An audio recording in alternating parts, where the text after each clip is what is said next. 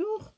On est le 30 mars 2018 et je viens ce matin encore sonner la trompette et nous rappeler que le retour de notre Seigneur est imminent.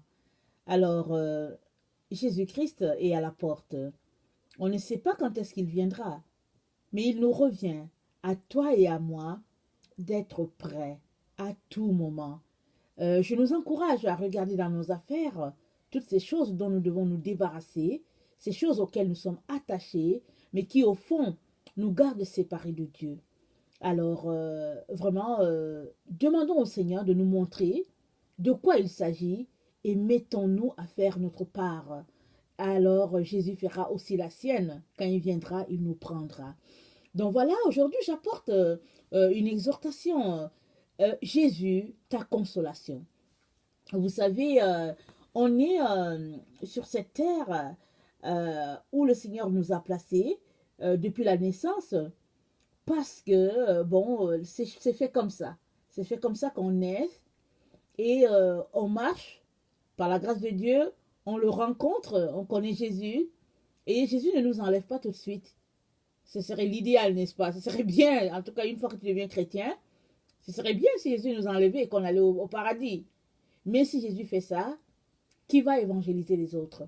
Parce qu'au fait, Jésus compte sur toi et moi pour pouvoir continuer l'œuvre qu'il nous a laissée. Et il a dit aux disciples, il dit, je ne vous laisserai pas orphelins, je vous donnerai un autre consolateur et il sera toujours avec vous. Et c'est pour cela qu'il est avantageux que je m'en aille. Vous savez, Jésus, il était sur la terre, mais il était un humain sur la terre, quoique étant Dieu. Alors, si tu es en France et que tu vis des problèmes et que le moment où tu vis les problèmes, Jésus est au Kenya, alors le temps que Jésus quitte le Kenya pour venir en France te voir, ce serait compliqué, n'est-ce pas? Alors, dans sa grâce, il nous a donné le Saint-Esprit. Et le Saint-Esprit, qui est le consolateur, est là avec toi, là au Kenya, avec l'autre en France, avec l'autre au Canada et puis avec l'autre au Sénégal. Il est partout à la fois, alléluia. Mais il faut que tu viennes à la source pour que tu puisses être consolé. Malheureusement, quand on vit des difficultés, parce qu'on en vit tous, on pense d'abord souvent à la personne la plus proche, la personne qui peut nous prêter son oreille. Très souvent, on peut penser à une maman. Une autre fois, on va penser à une amie. Et parfois, on peut penser à un ami qui est proche parce qu'on veut quelqu'un pour nous comprendre et pour compatir avec ce qu'on vit. Et malheureusement, c'est des humains aussi, comme toi et moi. Et ils ne peuvent pas toujours nous donner ce dont nous avons besoin. Alors, la meilleure personne, c'est Jésus-Christ. Très souvent, quand on est dans les difficultés, on ne pense pas tout de suite à Jésus. Pourquoi? Parce qu'on a l'impression qu'il est lointain. On a l'impression qu'il n'est pas là à côté. Or, Jésus est là, tout proche de toi. Il est en toi. C'est ça que la Bible dit. Jésus a dit, vous ne serez plus seul. Il dit, je suis dans le Père, et le Père est en moi, et puis vous serez en moi. Donc, vraiment, il y a cette unité-là qui est là. Mais maintenant, il faut que tu acceptes la parole de Jésus pour comprendre que, au fait, tu es un avec lui et qu'il sait tout ce que tu vis. Moi, j'étais en prière et je vivais des moments difficiles et je posais des questions au Seigneur. Et le Seigneur m'a dit, chaque fois que tu penses à moi, tout le zoom du ciel est sur toi. Et il m'a dit, c'est pour chaque personne. Dès que tu es là, en train de penser à Dieu, parce que de toutes les manières, Dieu a le regard sur toi. Tu n'es pas quelqu'un qui est abandonné comme ça. La Bible même dit que Dieu pense à la petite fourmi. À combien plus forte raison, toi? Il dit, j'ai vêtu l'herbe des champs. Et elle était plus vêtue que Salomon dans toute sa gloire. Alors, à combien plus forte raison, toi? Dieu dit, je prends soin des oiseaux du ciel. À combien plus forte raison, toi? Alors, quand tu vis des moments difficiles et que tes pensées se portent vers Dieu ou bien vers Jésus pour dire, oh Seigneur, tu es où? Oh Dieu, tu es où? sache que tout le zoom est sur toi. Tout le zoom. Dieu a toute ton attention. Il est là. Il veut que tu parles. Il veut t'entendre.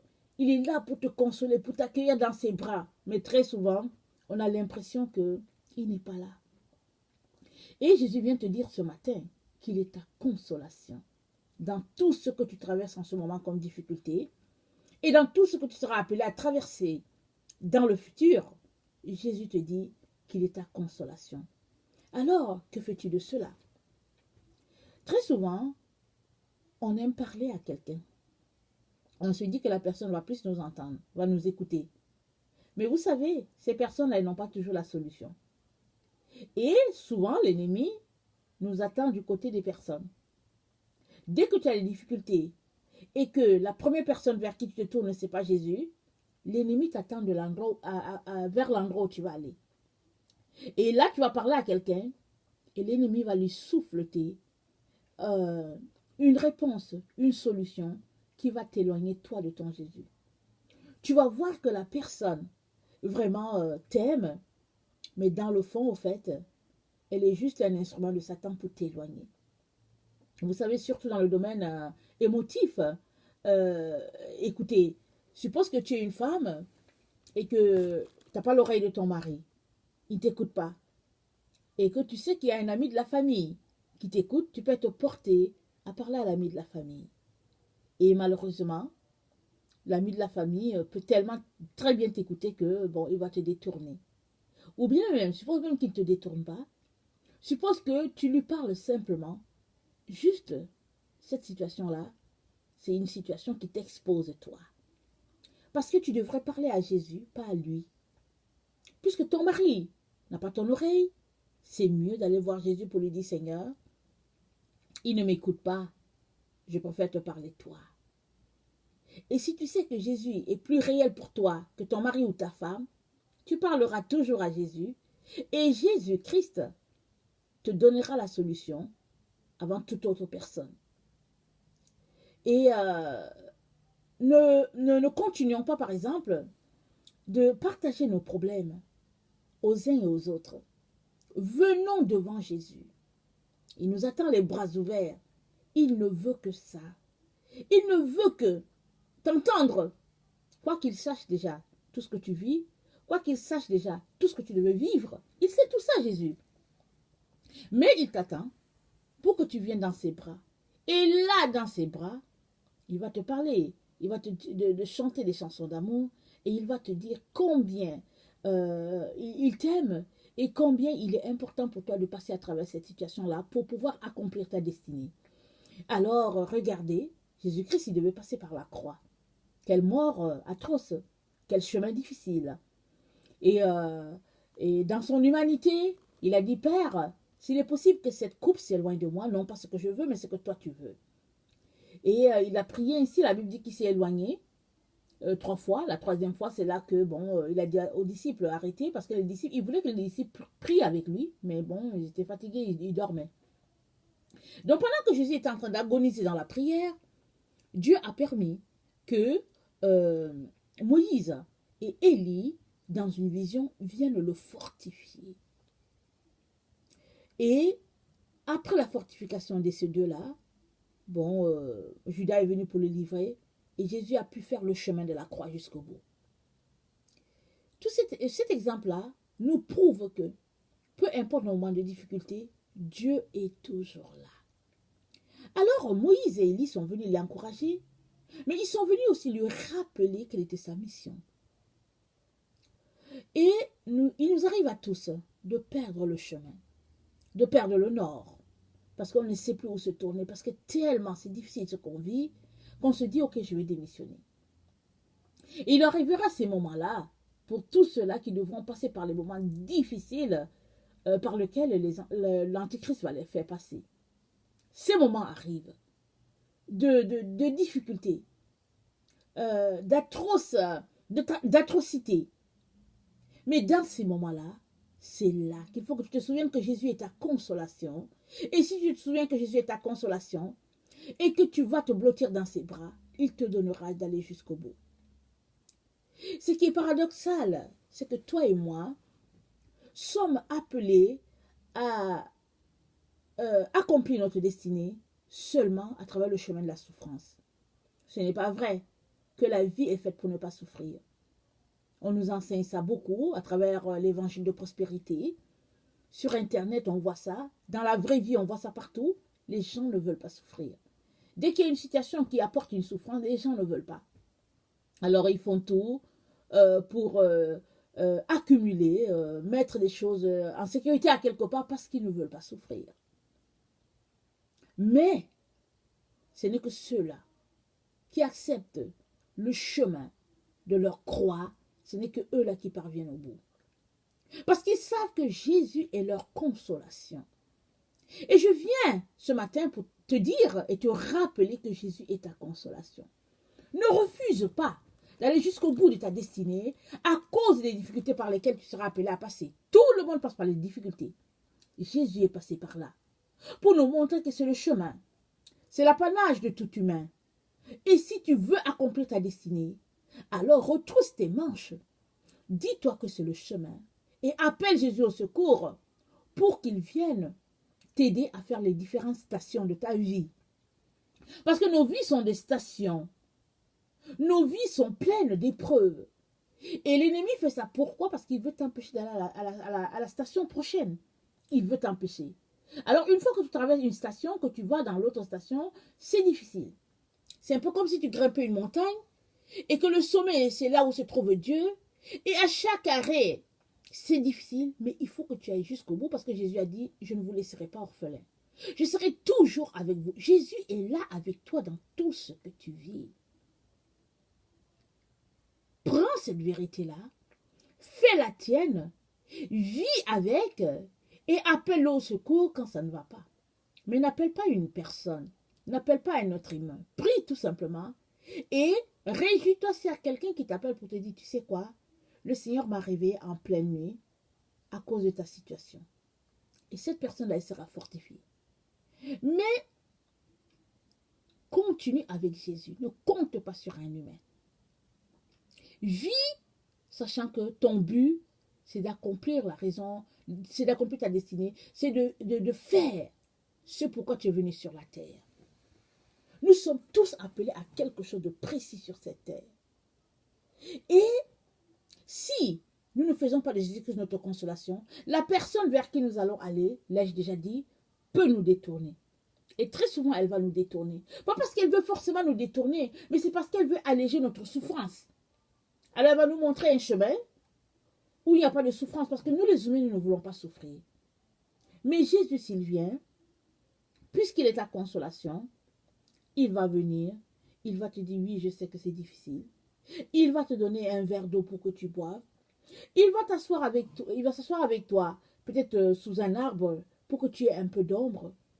Et quand tu seras désaltéré, il va te dire, du courage, continue.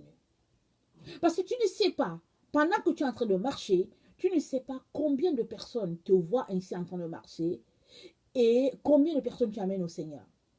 Quand même tu serais seul, la Bible dit que nous sommes environnés d'une nuée de témoins. Tu ne sais pas ce que ton action pose dans le monde spirituel pour beaucoup d'autres personnes. Ne refuse pas de souffrir. Ne refuse pas de porter ta croix. Nous sommes dans ce temps où vraiment on parle, nous sommes dans le temps de la Pâque. Et très souvent dans les chaînes de télévision, on va nous montrer la passion de Christ, soit celle de Mel Gibson, soit l'autre. En tout cas, peu importe. On voit les souffrances de notre Seigneur pour l'humanité. Et très souvent, on trouve ça, on vit ça difficilement et puis on se dit, mais pourquoi est-ce que les gens étaient méchants comme ça? Jésus a choisi la plus atroce des morts pour venir sur la terre. Il a choisi le temps où l'humanité était dans le somme de son atrocité pour mourir à cet endroit-là. Pour mourir ainsi. C'était pour ôter ton péché, toi et moi. Et c'était pour être notre consolation dans nos moments difficiles. Ne négligeons pas cette vérité-là. Mais ne refusons pas d'accomplir notre destinée à cause de nos épreuves. On a tous des épreuves dans la vie. Si chacun s'asseyait pour te raconter son épreuve, tu verrais que la tienne n'est rien. Mais il faut quand même aller jusqu'au bout. Malgré ton épreuve, essuie tes larmes et puis continue ton chemin, sachant que ton Seigneur t'attend au bout et sachant que, au fait, tu amèneras plusieurs par ton sacrifice de souffrance. S'il vous plaît, ne tournez pas les yeux vers quelqu'un d'autre pour votre consolation. Moi, je l'ai appris très très tôt dans ma vie, très très tôt, parce que j'ai quitté mes parents quand j'étais vraiment très jeune. Je l'ai appris. Dès que j'ai atterri en Occident, j'ai su que j'étais arrivé dans l'endroit de souffrance. Je l'ai su. Mais Dieu a toujours été avec moi. Il a été là. Quand même je ne savais pas qu'il était là, il était là. Et aujourd'hui, encore dans les moments les plus difficiles, il est toujours là. C'est pas parce que je vous annonce la parole de Dieu à tous les jours que je ne connais pas les moments difficiles. Je connais les moments terribles dans ma vie. Je connais les moments très très difficiles.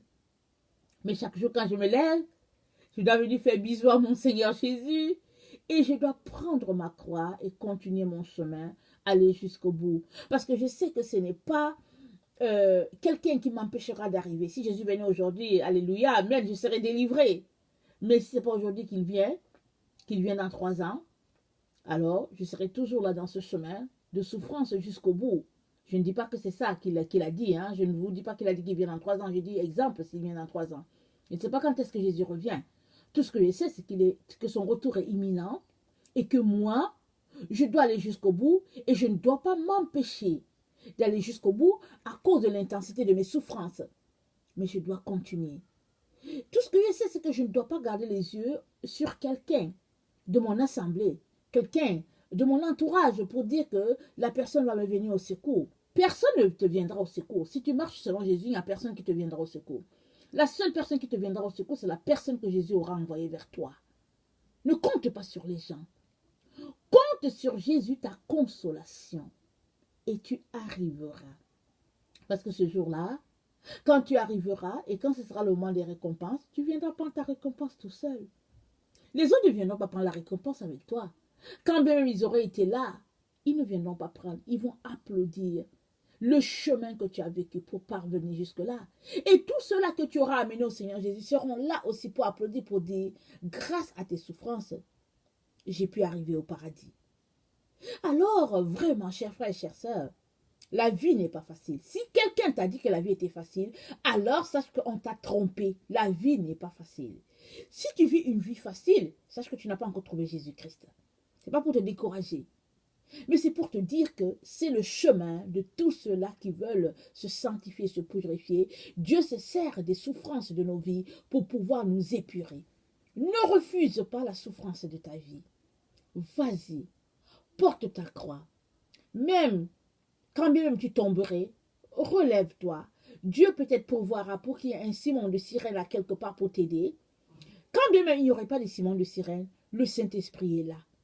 Vas-y jusqu'au bout. Et là-bas au bout, t'attends ton Seigneur. Parce qu'il est ta consolation. Il est ton secours dans la détresse. Et il est ton père, ta mère. Il est tout pour toi dans les moments les plus atroces que tu pourrais vivre sur cette terre. Donc voilà, rappelons-nous, nous ne sommes pas dans le temps où nous devons bâtir des châteaux en Espagne, où nous devons planifier des choses grandioses, comme si le monde nous appartenait. Jésus-Christ est à la porte. Alors il est important que tu puisses canaliser tes efforts vers ce qui va te donner vraiment de le voir. Vous savez, il y a des catastrophes qui vont venir sur la terre, c'est prédit dans Matthieu 24. Avant que Jésus-Christ arrive, il y a plusieurs choses qui vont se passer avant que notre Seigneur arrive. Alors, on ne sait pas qui va mourir, qui va vivre jusqu'à ce que Jésus vienne, jusqu'à ce que Jésus vienne nous enlever, on ne sait pas. Mais pendant que tout est calme, prépare-toi à être prêt. De telle sorte que si tu fermais les yeux à ce monde, au moins tu les ouvrais dans la gloire de Dieu. Donc voilà, si tu es quelqu'un qui ne connaît pas le Seigneur, qui le cherche peut-être dans la religion musulmane, dans la religion bouddhiste, alors je viens t'encourager à te dire que Jésus-Christ ne se trouve dans aucune religion. Même dans la religion chrétienne, Jésus-Christ ne se trouve pas. Jésus-Christ, c'est une relation. Si tu l'as, tu as la vie éternelle, parce qu'il est le seul pont qui te donnera de te retrouver dans la présence de Dieu. Alors je viens t'encourager à poser des questions à Dieu. Et si tu ne sais pas quel Dieu prier, va prier le Dieu que tu pries. Peut-être que tu pries le Dieu Krishna, je ne sais pas. Peut-être que tu pries la scientologie. Va prier. Demande au vrai Dieu de se révéler à toi. Et il va se révéler malgré les barrières qui ont été dressées sur ton chemin. Que le Seigneur nous fortifie. Qu'il nous donne de persévérer à tous égards. Parce que bientôt nos yeux verront le roi de gloire. Soyez bénis. Amen.